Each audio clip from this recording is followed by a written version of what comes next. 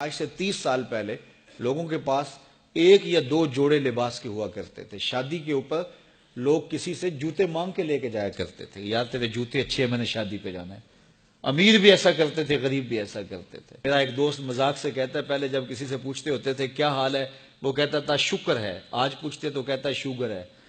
تو بالکل حالات بدل گئے اور ناشکری پیدا ہو گئی ہے، برکت اٹھ گئی ہے، اللہ کی ناراضگی ہو گئی ہے.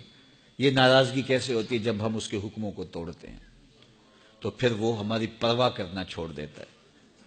پھر صحرا میں پڑے ہوئے خشک پتے کی طرح ہوائیں چاہے ادھر اڑائیں چاہے ادھر اڑائیں، اللہ کو کوئی غرض نہیں ہوتی. وہ جدھر مزید دھکے کھاتا پھرے، اور اگر کوئی اس کا ہو جائے پھر وہ اللہ کے ذمے ہوتا ہے.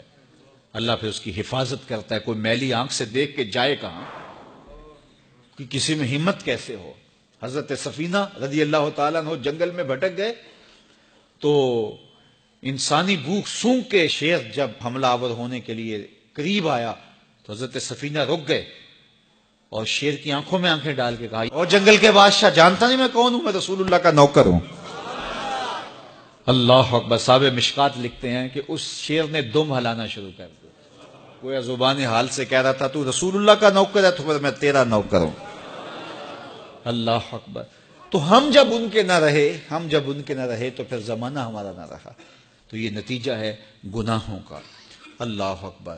تو ہم اپنے کاروبار کو جب صاف ستھرا رکھیں گے، پاکیزہ رکھیں گے تو طمانینت ملے گی، سکون ملے گا، قرار ملے گا. اللہ کے محبوب علیہ السلام کے ایک صحابی گھوڑا فروخت کر رہے ہیں تو ایک صحابی اور آئے تو انہوں نے کہا کہ یہ گھوڑا بیچتے ہو؟ کہا ہاں بیچتا ہوں. کتنے کا؟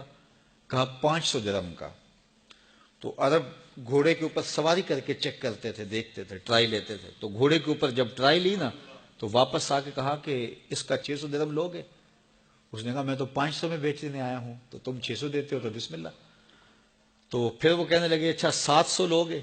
انہوں نے کہا کہ مجھے اور کیا چاہیے. تو کہا نہیں یہ گھوڑا تمہارا تو 800 کا ہے.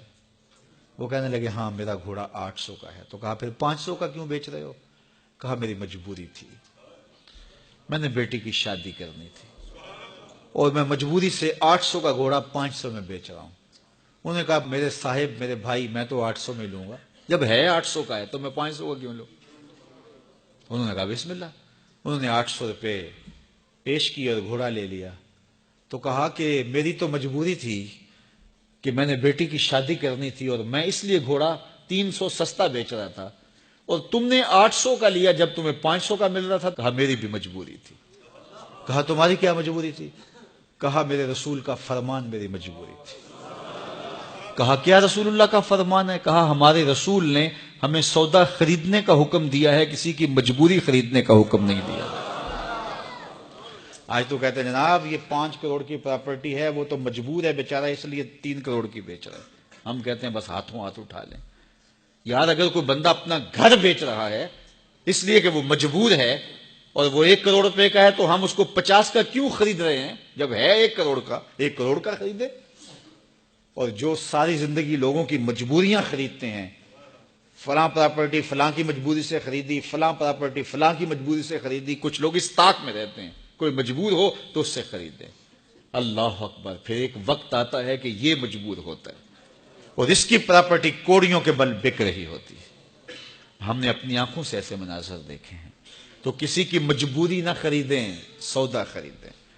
طاق میں نہ رہیں کہ کوئی مجبور ہو تو سستا بیچے. جو اس کی قیمت ہے اس کی قیمت سے لیں، پھر دیکھنا کہ عرش کا رب اس کے اندر برکت کتنے ڈالتا ہے. شیخ سعدی فرماتے ہیں میں رود بار کے جنگل میں تھا تو ایک آدمی چیتے پہ سوار اور ہاتھ میں سانپ کا کوڑا پکڑا، میرے پاس آ کے رکتا ہے. تو سانپ کا کوڑا ہاتھ میں اور چیتے پہ سوار، تو میں ڈر گیا. جب میں ڈر گیا تو وہ مسکرا پڑا. اس نے کہا سعدی ڈر گئے ہو؟ میں نے کہا بات ہی ڈرنے کی ہے. کہا تو خدا کا ہو جا، خدا کی خدائی تیری ہو جائے گی. تو اس کا ہو کے تو دیکھ، زمانہ تیرا ہو جائے.